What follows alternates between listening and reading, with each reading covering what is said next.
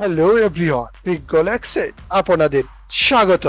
4 বছর আগের সেই রাতটার কথা মনে আছে তো? আজকে মরক্কোর বদলার দিন, নাকি আবারও এমবাপ্পের গতির কাছে হার মানবে আফ্রিকার সিংহরা?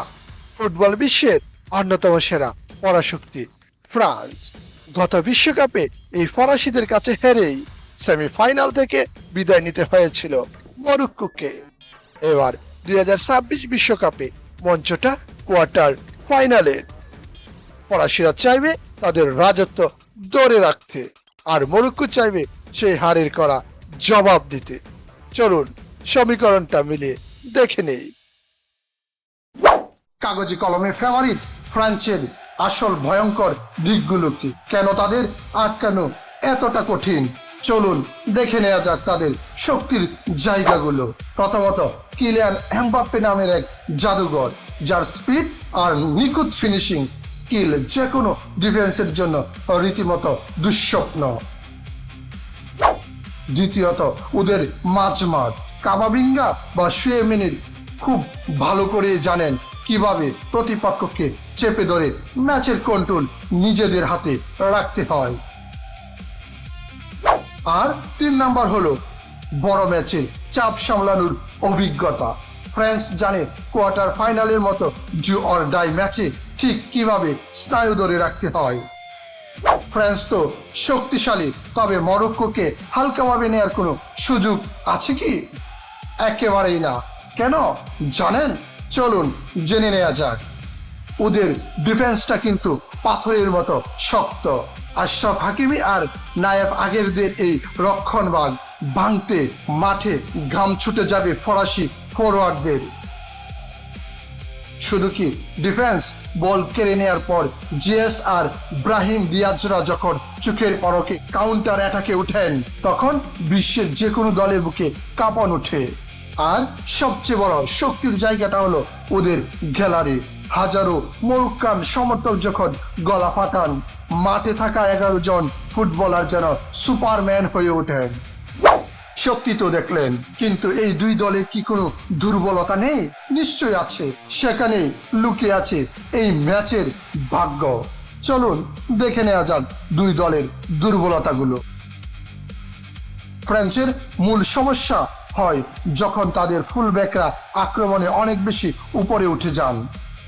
তখন পেছনে যে বিশাল ফাঁকা জায়গা তৈরি হয়, সেটাই কাজে লাগাতে পারে মরক্কো।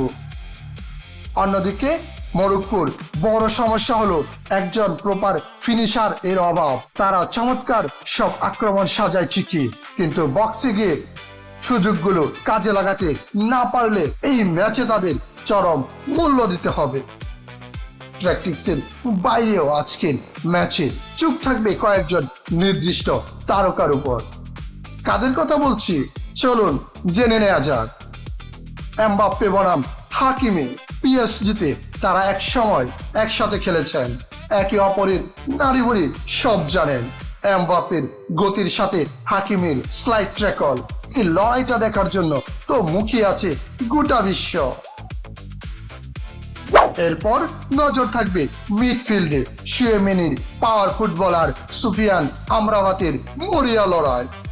মাঝমাঠের এই যুদ্ধটা যারা জিতবে, ম্যাচের নিয়ন্ত্রণ থাকবে তাদেরই হাতে।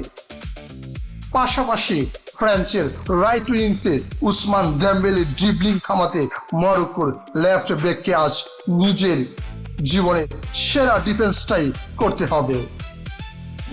দলগুলো মাঠে নামবে কিভাবে? দিদিয়ের দেশম সম্ভবত তার পরিচিত 4-3-3 ফরমেশনে যাবেন। এমবাপ্পে, ডেম্বেলে আর মার্কাস থুরামকে নিয়ে সাজাবেন ভয়ঙ্কর আক্রমণভাগ। অন্যদিকে মরক্কোর কোচ ওয়ালিদ গেগুরুই একই ছকে খেলবেন, তবে তার স্টাইলটা হবে একটু ভিন্ন। তিনি চাইবেন মিড লো ব্লক তৈরি করে ফ্রান্সের স্বাভাবিক খেলাটা নষ্ট করে দিতে। স্পেসটা না পেয়ে ফ্রান্স ভুল করলেই তারা কাউন্টার অ্যাটাকে উঠবে।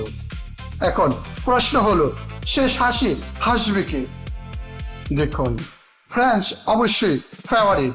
তাদের স্কোয়াডে কোয়ালিটি আর ডেপথের কোনো অভাব নেই।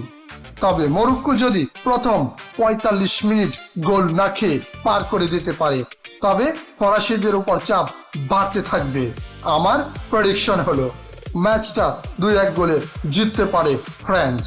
তবে খেলাটা যদি কোনোভাবে পেনাল্টিতে গড়ায় ইয়াসিন নুনুর ম্যাজিকে মরক্কো ঠিক শেষ চারে চলে যেতে পারে।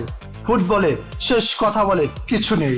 আমার বিশ্লেষণ তো শুনলেন, এবার আপনার পালা। আপনার মতে কে যাচ্ছেন সেমিফাইনালে? এমবাপ্পের ফ্রান্স নাকি হাকিমির মরক্কো? কমেন্টসে আপনার প্রেডিকশন ঝটপট লিখে ফেলুন। ভিডিওটি ভালো লাগলে একটা লাইক দিন, বন্ধুদের সাথে শেয়ার করুন। আর ফুটবলের এমন সব জমজমাট আড্ডা ও বিশ্লেষণ মিস না করতে চাইলে ক্রিকগোলক্স চ্যানেলটি সাবস্ক্রাইব করে বেল আইকনে প্রেস করে রাখুন। আজকের মতো বিদায় নিচ্ছি, দেখা হবে পরের ভিডিওতে। স্পোর্টসের সাথেই থাকুন। ধন্যবাদ।